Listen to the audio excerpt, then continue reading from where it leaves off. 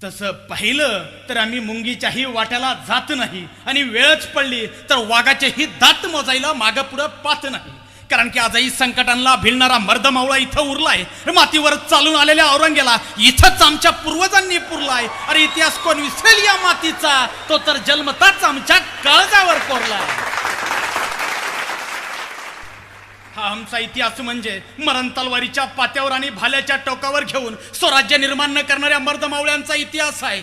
अरे हा आमचा इतिहास म्हणजे वरदवंत, सामर्थ्यवंत, पुण्यवंत, नीतिवंत, जाणता राजा शिवछत्रपती शिवाजी महाराजांचा इतिहास आहे. अरे हा आमचा इतिहास म्हणजे डोळे, हातपाय, शरीर तोडून सोलून काढलं तर ही औरंग्या समोर न झुकता मरणाला कवटाळणाऱ्या धर्मवीर, धर्मरक्षी शिवपुत्र शंभूराजांचा इतिहास आहे. अरे हा आमचा इतिहास म्हणजे घोडखिंडीला स्वतःच्या रक्ताचा अभिषेक घालून पावन करणाऱ्या 300 रणझुंजार रणमर्द बांधल सैनिकांचा इतिहास आहे. अरे हा आमचा इतिहास म्हणजे शिरधडा वेगळं झाल्यावरही नुसत्या धनाड्या लढून पुरंदरावर प्रौढप्रताप गाजवणाऱ्या मुरारबाजी देशपांड्यांचा इतिहास आहे. अरे आमचा इतिहास म्हणजे स्वतःच्या घरादाराची, मुलाबाळाची, बायका पोराची पर्वा न करता राजांच्या सही सलामतीसाठी सिद्धीच्या छावणीत जाऊन शेवटच्या श्वासापर्यंत होय मीच शिवाजी आहे हे सांगणाऱ्या शिवा काशीदांचा इतिहास आहे.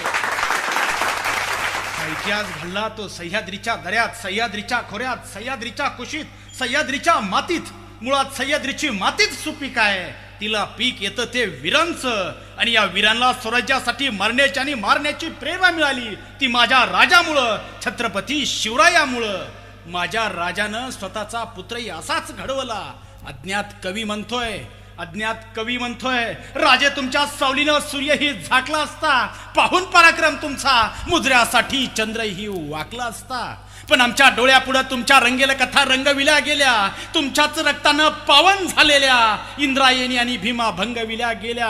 राजा आम्ही तुमच्या रक्ताचे असून सुद्धा आम्ही फितुरांचा जयघोष केला. तुम्ही मातीसाठी मरून सुद्धा आम्ही तुम्हालाच दोष दिला.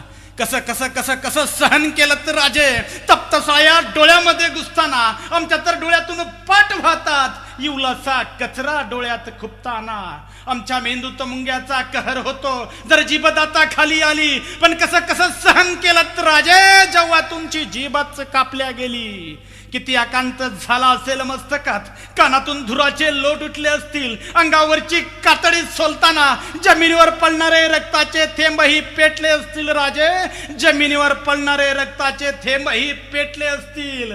तुमच्या शरीराचे लचके तोडणाऱ्या लांडग्याचे आत्मे शहरले असतील. शिर कापणाऱ्या सैतानाचे हातही थरथरले असतील राजे, हातही थरथरले असतील. किती किती किती सहन केलं शंभूराजे तुम्ही आमच्यासाठी. खरंय